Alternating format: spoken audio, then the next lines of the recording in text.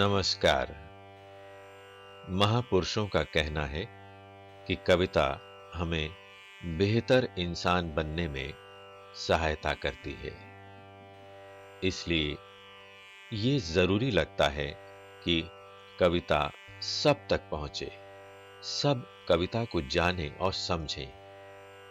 विशेष रूप से हमारी युवा होती पीढ़ी अर्थात किशोर बच्चे कविता से निकटता बनाएं तो एक बेहतर समाज के निर्माण में उनकी भूमिका सार्थक हो सकती है।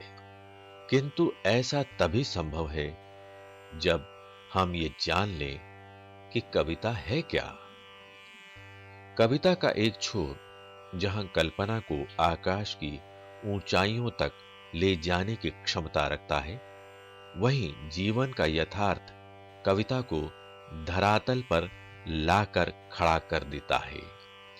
यही अंतर्विरोध ही कविता का जनक है। कविता का भाव जगत छात्रों के लिए हमेशा से जिज्ञासा का कारण बनता रहा है। इस श्रृंखला के कार्यक्रमों में उनकी इन्हीं जिज्ञासाओं का उत्तर खोजने का प्रयास किया गया है।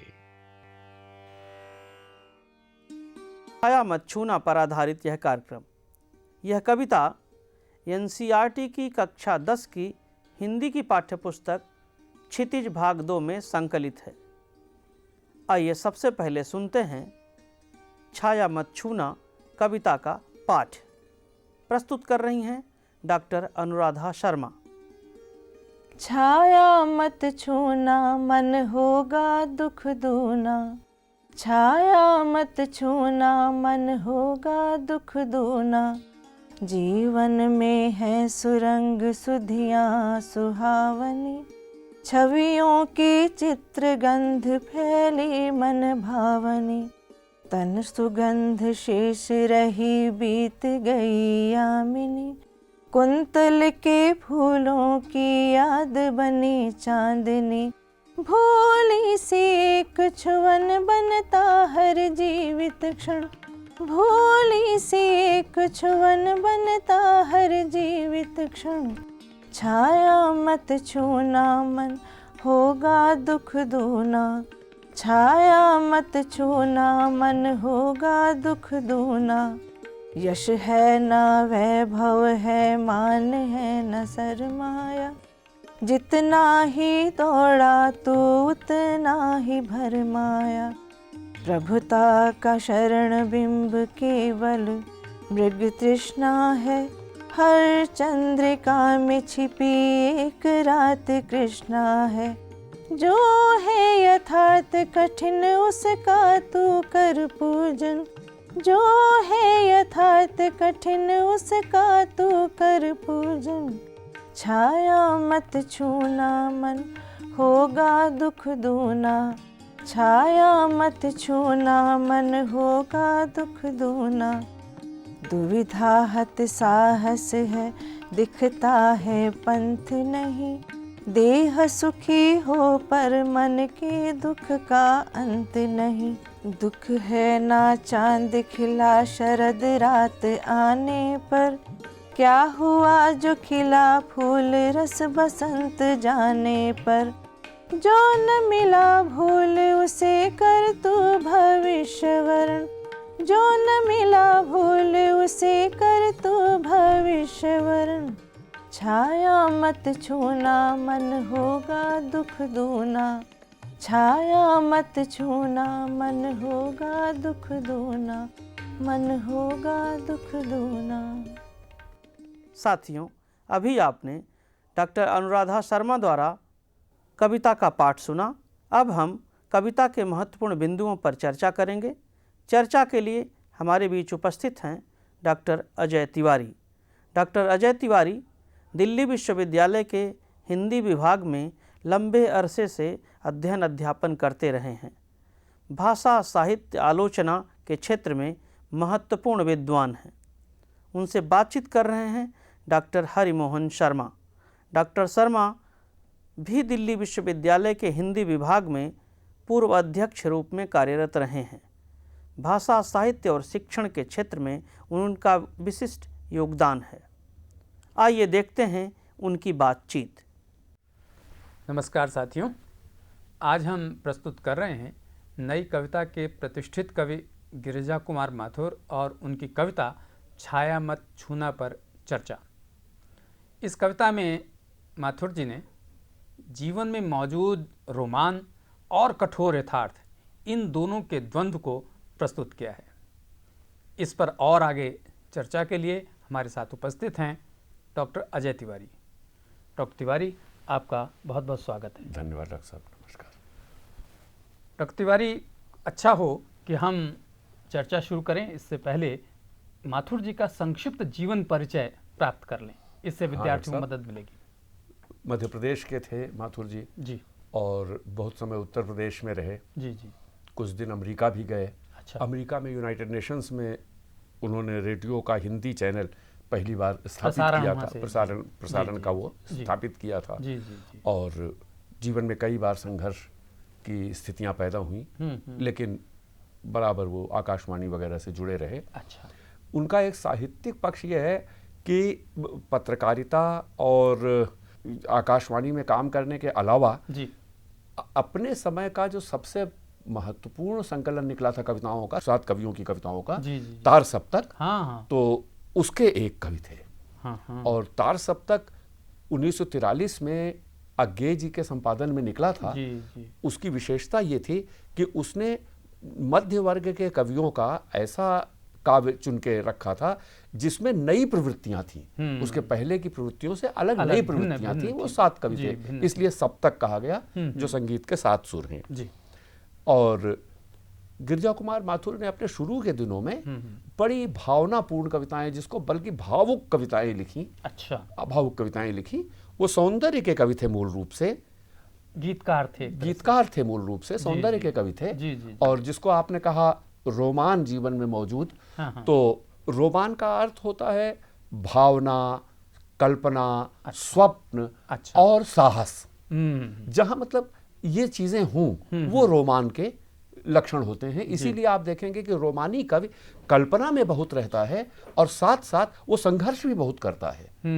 तो इनके यहाँ उस रोमान का विकास इसीलिए आगे संघर्ष की दिशा में हुआ, यथार्थ की दिशा में हुआ, जिसको आपने कठोर यथार्थ जी, जी, कहा, जो इस कविता में भी है। हाँ। तो उस यथार्थ की दिशा में हुआ।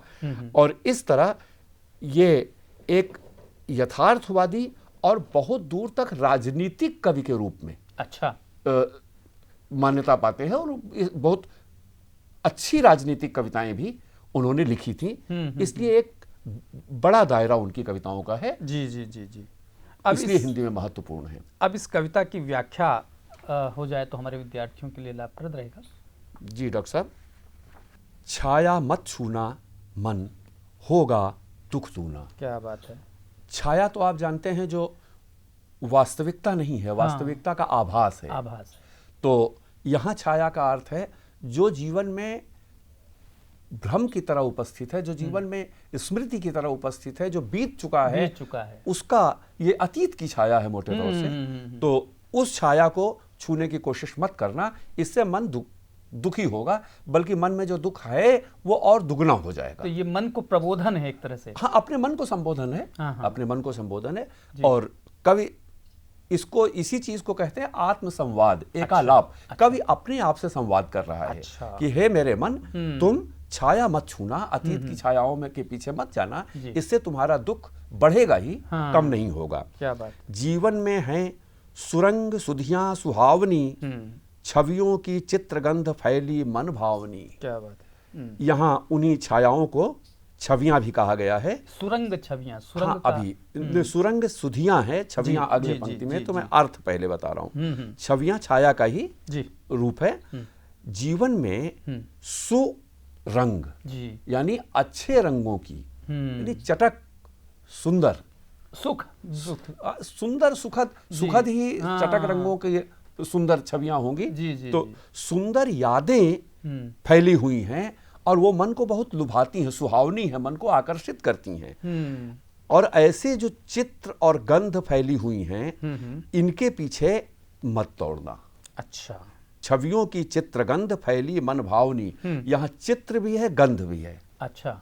तो वो स्मृतियां सुहावनी हैं, उनकी गंध बहुत अच्छी, मतलब वो आकर्षित करती हैं और उनका रंग भी बहुत अच्छा है। तन सुगंध शेष रही, बीत गई यामिनी, कुंतल के फूलों की याद बनी चांदनी। अब देखें आप, ये जो यामिनी, तन सुगंध, चांदनी, ये उसी तरह का भावनापूर्ण रोमांस है और यहाँ प्रेम का बिंब है। ये प्रेम का चित्र है कि जिसके साथ, यामिनी मतलब रात, जिसके साथ रात बिताई उसके तन की गंध शेष रह गई है। तो रात तो बीत गई, अब वो साथ तो छूट गया, लेकिन तन की गंध शेष रह गई है। और जो कुंतल के फूल थे, कुंतल यानी बाल, बालों में जो फूल लगे हुए थे, उन्हीं की याद चांदनी बनकर फैली हुई है। अच्छा। तो इस तरह जो गंध और रंग दोनों यहां दिखाई पड़ते हैं जी। तन की सुगंध, हाँ और फूल की भी सुगंध है जी। भूली सी एक छुअन, बनता हर जीवित क्षण, छाया मत छूना मन। तो जो जीवित क्षण है, वो जो क्षण जिया है, वो जीवित क्षण की तरह से स्मृति में है। उसकी हर छुअन फूल की तरह मालूम पड़ती है, यानी हर जीवित क्षण फूल की एक छुअन बन जाता है। इतना कोमल है कि जब छूता है तो लगता है जैसे फूल छू रहा है। शरीर को इतना आनंद सुख मिलता है। भूली सी छुअन। हाँ, भूली सी एक छुअन। अब वो जो बीत गया है तो भूली सी है ना। हाँ। तो उसके विगत होने का संकेत है भूली सी। जी। तो और वो है, वो फूल जैसा लगता है और लगता है जीवित है, लेकिन वो जा चुका है। इसलिए उसके पीछे मत जाना, मन का दुख दूना होगा। यश है न वैभव है, मान है न सरमाया, जितना ही दौड़ा तू उतना ही भरमाया। अब अतीत से वर्तमान पर आ गए। हाँ, दूसरा छंद है। जी जी जी। जहां पहले सुधियां, पुरानी यादें अतीत की, यहां आप देखेंगे हर चंद्रिका में छिपी एक रात कृष्णा है, जो है यथार्थ कठिन। यहां यथार्थ आ गया, यानी वर्तमान आ गया। तो ये काल क्रम से विकास कर रहे हैं। अच्छा। वर्तमान ये है, यथार्थ ये है कि तुम्हारे पास यश नहीं है, वैभव नहीं है, मान नहीं है, पूंजी नहीं है, और इनके पीछे जितना दौड़े तुम उतना ही भ्रमित होते रहे। ये सारी चीजें मनुष्य को लुभाती हैं। हाँ। यश के पीछे आदमी भागता है, वैभव के पीछे भागता है, सम्मान और पूंजी के पीछे भागता है।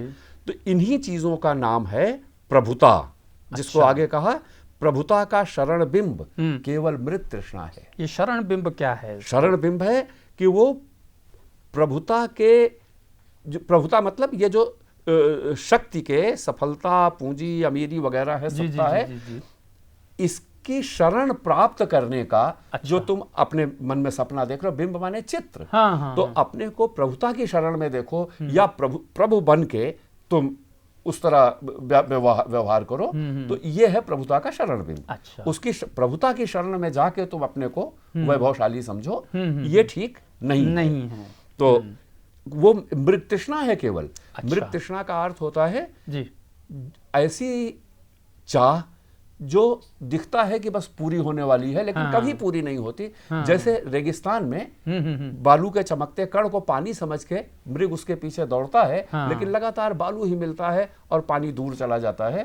ऐसे ही जो प्रभुता है वो मृग तृष्णा है। हाँ, यश, वैभव, मान, सरमाया, सत्ता, अमीरी वगैरह, ये मृग तृष्णा है। ये कभी प्राप्त नहीं होता, और मध्य वर्ग के कवि को तो वैसे भी नहीं प्राप्त होता। इसीलिए कहते हैं हर चंद्रिका में छिपी एक रात कृष्णा है। यहाँ उसका एक और पहलू उजागर किया गया है। अच्छा। कि चंद्रिका यानी पूर्णिमा। अच्छा। चांदनी रात। जी जी जी जी। हर चांदनी रात में एक कृष्णा यानी कालिमा छिपी हुई है, क्योंकि पूर्णिमा के बाद ही अंधेरा पाक शुरू होता है। हाँ, वो तो क्रम है। अंधेरा कृष्ण पक्ष, शुक्ल पक्ष, या चांद के दूसरी तरफ तो हमारी तरफ रोशनी दिख रही, दूसरी तरफ तो अंधकार होगा। हाँ। क्योंकि सूरज का बिंब वहां नहीं पड़ रहा है। बिल्कुल। तो इसलिए हर चंद्रिका में छिपी एक रात कृष्णा है। आज चंद्रिका है, इसमें छिपी हुई वो कृष्णा यानी अमावस्या की रात भी है, जो आएगी। इसलिए वो कहते हैं कि इन सब चीजों के पीछे मत भागो, जो है यथार्थ कठिन उसका तू कर पूजन। अच्छा। यथार्थ कठिन जो अब आप जब इन चीजों से दूर होंगे, जी। मोहक सपनों से दूर होंगे, तो जीवन में जितने संघर्ष हैं, जितनी कठिनाइयां हैं, वो सामने आएंगी। जी।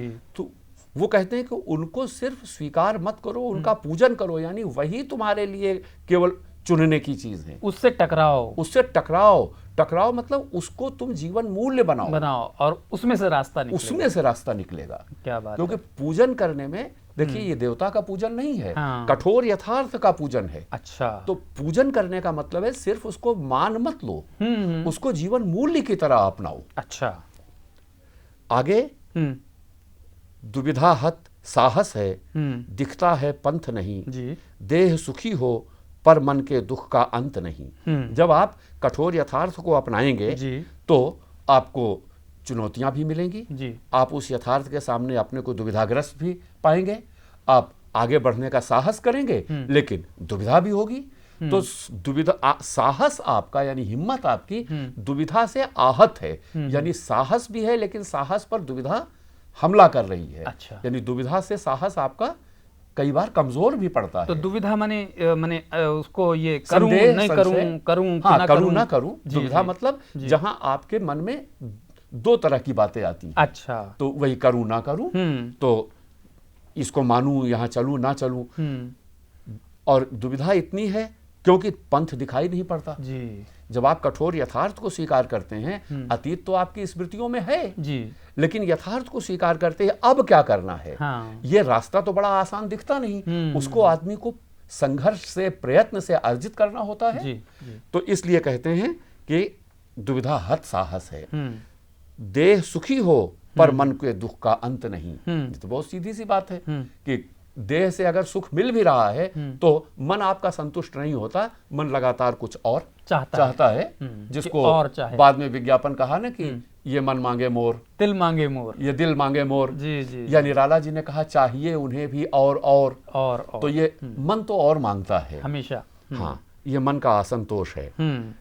दुख है न चांद खिला शरद रात आने पर, क्या हुआ जो खिला फूल रस बसंत जाने पर। अब इन दोनों पंक्तियों में बिंब बहुत अच्छा है, सुंदर। हाँ। आप देखें जी। और बराबर वो सुंदर बिंब आते हैं इनके यहाँ कि शरद की रात आई, शरद पूर्णिमा में चांद का खिलना, बिल्कुल, बिल्कुल, कहते लेकिन शरद की रात आने पर चांद नहीं खिला, इसका दुख है तुम्हें। यानी जो होना चाहिए था और नहीं हुआ, इसका दुख है। हाँ।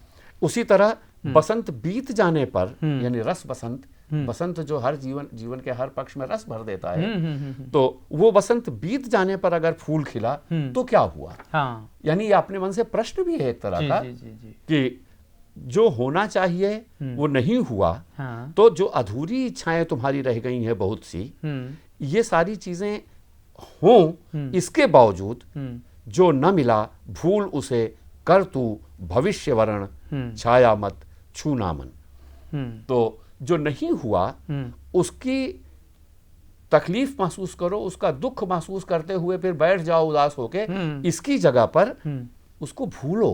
अरे वो गया, अब दोबारा नहीं आने वाला है, उसकी जगह तुम भविष्य को चुनो। अच्छा। और इस तरह देखें आप कि सुधियां अतीत थीं, कठिन यथार्थ वर्तमान था, और यहाँ भविष्य के चुनाव की बात की जा रही है। अच्छा। तो कवि का दृष्टिकोण वो रोमानी अतीत से एक उज्जवल भविष्य की तरफ या संघर्ष के द्वारा निर्मित भविष्य की तरफ देखता है, और ये इस कवि की एक बहुत बड़ी विशेषता है। इस पद में डॉक्टर साहब इसमें था, क्या हुआ जो खिला फूल रस बसंत जाने पर। क्या हुआ से क्या कहना चाहिए, क्या हुआ, क्या हुआ, अरे क्या हो गया। अच्छा। भाई अगर बसंत चला गया उसके बाद फूल खिला तो ऐसा क्या हो गया। अच्छा। यानी जो होना चाहिए और नहीं हुआ, तो इस चाहे जितनी बड़ी बात हो, लेकिन अब तो विगत हो गया ना। अच्छा, इसीलिए वो अगली पंक्ति में कहता है जो न मिला भूलो उसे। अच्छा। चाहे जितनी बड़ी बात हो, आप अतीत में जाके तो उसको सुधार नहीं सकते। जी, जी, जी, बहुत अच्छा। तो इसलिए उसको भूलो, उसको भूलना ही मनुष्य का सही काम है, श्रेयस्कर यही श्रेयस्कर है, मनुष्य का सही कर्तव्य यही है कि उसको भूले। जी डॉक्टर साहब। अच्छा, मैं डॉक्टर साहब इस कविता के पढ़ने के बाद जानना चाहता हूँ कि इसका मूल संदेश क्या है, क्या कहना चाहता है कवि इसके माध्यम से। डॉक्टर साहब आप देख ही रहे हैं कि इसमें कवि बताता है कि अतीत बीता हुआ जो समय है आदमी का, वो उसको बड़ा मोहक लगता है। अच्छा। तो मोहक अतीत अतीत आपको मोहक लगता है, लेकिन अतीत में आप न जा सकते हैं, ना अतीत वापस आ सकता है। इसलिए आप अतीत से हटके वर्तमान को चुने, क्योंकि आप वर्तमान में ही जी रहे हैं। जो कुछ कर्तव्य करेंगे वर्तमान में ही करेंगे। अच्छा। और वर्तमान में कर्तव्य करके ही आप भविष्य की रचना करेंगे। इसलिए इसका मूल संदेश यह है कि मोहक अतीत से छुटकारा पाकर वर्तमान यथार्थ में अपना कर्तव्य करें और एक अच्छे भविष्य का निर्माण करें। तो क्या हम कह सकते हैं कि ये वर्तमान पर केंद्रित कविता है? नहीं डॉक्टर साहब, ये तीनों कालों को समेटती है। अच्छा। इसलिए ये भविष्योन्मुख कविता है। अच्छा। भविष्य की तरफ देखने वाली कविता है। और भविष्य की तरफ आप तभी देख सकते हैं जब वर्तमान पर आप टिके हों। अच्छा। तो वर्तमान यथार्थ बोध है। अतीत में देखना तो रूढ़िवाद है। अतीत में देखना तो पुनरुत्थान है। अच्छा। एक तरह का काल्पनिक स्वप्न है। अच्छा, पर मनुष्य तो अतीत में बना रहना चाहता है क्योंकि वो मोहक है। मोहक है, यही तो वो कह रहे हैं कि मोहक तो है, लेकिन आप अतीत में जा नहीं सकते, ना अतीत वापस आ सकता है। इसलिए अतीत को भूलना ही आपका मानव कर्तव्य है। डॉक्टर तिवारी, आपने मूल संदेश में तो बहुत अच्छी अच्छी बातें इसमें बताई, परंतु इस कविता के प्रत्येक खंड में हम देखते हैं कि कुछ कुछ विशेष प्रकार के बिंब आए हैं। अगर उनका भी खुलासा हो जाए तो बेहतर रहेगा। जी डॉक्टर साहब, देखिए, बिंब का अर्थ होता है चित्रमयता। अच्छा। यानी जो अनुभव है वो हमें दिखाई पड़े, सुनाई पड़े, अनुभव स्पर्श महसूस हो, तो इसको कहते हैं बिंब, जिसमें सभी इंद्रियां सक्रिय रहती हैं। 5 इंद्रियां कही जाती हैं। जी जी जी। तो शब्द, स्पर्श, रूप, रस, गंध, जी। इन 5 इंद्रियों से हम यथार्थ जीवन को जिस तरह से प्राप्त करते हैं वो बिंब हैं। अच्छा। इसलिए कविता में जब इन अनुभवों को सजीव किया जाता है तो वो बिंब कहलाता है। अच्छा। ठीक है, यहाँ वो बिंब इस कवि ने बहुत अच्छे ढंग से रखे हैं। जी। आप देखें कि शुरू में वो चित्र और गंध की बात करता है। हाँ। यानी इसमें जो बिंब हैं वो केवल दृश्य के बिंब नहीं हैं, दृश्य के अलावा गंध के बिंब भी है। हाँ। और सबसे पहली गंध बिंब तन सुगंध की है। तो ये तन सुगंध सुगंध का बिंब है, गंध का बिंब है। कुंतल के फूलों की याद बनी चांदनी। अब यहाँ बाल और बालों में लगे हुए फूल ये स्पष्ट दिखाई पड़ते हैं। जी। तो ये दृश्य का बिंब है। ठीक। भूली सी एक छुअन, तो स्पर्श का बिंब है। जी जी जी। और वो कैसा लगता है, अब आप इस छुअन को सजीव करने के लिए उसने लिख दिया, बनता हर जीवित क्षण। अच्छा। तो जो हर जीवित क्षण फूलों की छुअन बन जाता है, तो वो जो छुअन की कोमलता है और वो कोमलता इतनी सजीव है, इसका आभास होता है।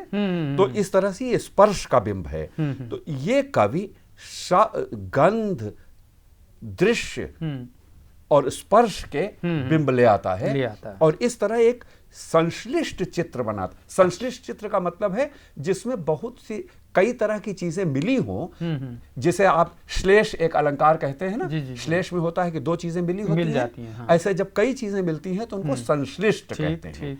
तो ये संश्लिष्ट बिंब है। जी। दूसरे खंड में भी दूसरे में भी आप देखें कि मृग तृष्णा। हाँ। ये तो अद्भुत बिंब है एकदम। और ये बिंब तो उस पूरे मनोभाव को व्यक्त कर देता है जो कवि यहाँ कहना चाहता है। बिल्कुल बिल्कुल। तो एक बिंब से कवि अपने वो जो बात कह रहा है उस पूरे भाव को सजीव कर देता है। अच्छा। और बिंब ये काम बहुत अच्छा करते हैं जी। कि वर्णन को वो आंखों के सामने सजीव चित्र में बदल देते हैं। ये बिंबों की बड़ी विशेषता होती है। और तीसरे खंड में भी आप देख सकते हैं कि शरद रात आने पर चांद नहीं खिला और बसंत आने पर फूल नहीं खिला। तो चांद का खिलना और फूल का खिलना ये तो बिंब है। लेकिन इस बिंब की विशेषता यह है कि यहां उन्होंने फूल से चांद तक बिंब को स्थानीय और विराट, अच्छा। मैंने एक जिसको थोड़ा एक पारिभाषिक शब्द में कहेंगे दिगंत व्यापी बिंब, यानी धरती से आकाश तक फैला हुआ बिंब चित्र ऐसा रूप दे दिया है। तो चांद से फूल तक। तो कवि की भावना ठीक है कि जीवन के बहुत से पक्ष यहां नहीं आते हैं, संघर्ष का उल्लेख है, लेकिन उसकी कल्पना अपने चित्र को इस तरह सजीव करती है साकार रूप और साकार करती है और वाह। विराट रूप देती है। क्या बात डॉक्टर तिवारी, आपने बहुत अच्छे ढंग से इस कविता की व्याख्या की और जो जानकारियाँ हमें दी हैं वो हमारे विद्यार्थियों के लिए, हमारे अध्यापकों के लिए बहुमूल्य हैं, उपयोगी है। मेरी आशा है कि इससे हमारे सभी विद्यार्थियों और अध्यापकों को लाभ होगा। आपका बहुत बहुत धन्यवाद। धन्यवाद डॉक्टर साहब, नमस्कार। नमस्कार। साथियों, अभी डॉक्टर अजय तिवारी ने गिरिजा कुमार माथुर की कविता छाया मत छूना से जुड़े जिन महत्वपूर्ण बिंदुओं पर प्रकाश डाला है वो हमारे विद्यार्थियों के लिए न केवल ज्ञानवर्धक और उपयोगी है बल्कि कविता संबंधी उनकी समझ को नए आयाम और विस्तार प्रदान करता है। फिर भी आप लोगों के मन में कोई प्रश्न, कोई जिज्ञासा हो तो आप अपने साथियों से चर्चा करें और अपने अध्यापकों से भी चर्चा करें। हमें भी पत्र लिखें। हमारा पता है संयुक्त निदेशक CIET, चाचा नेहरू भवन, NCERT, श्री अरविंद मार्ग, नई दिल्ली 11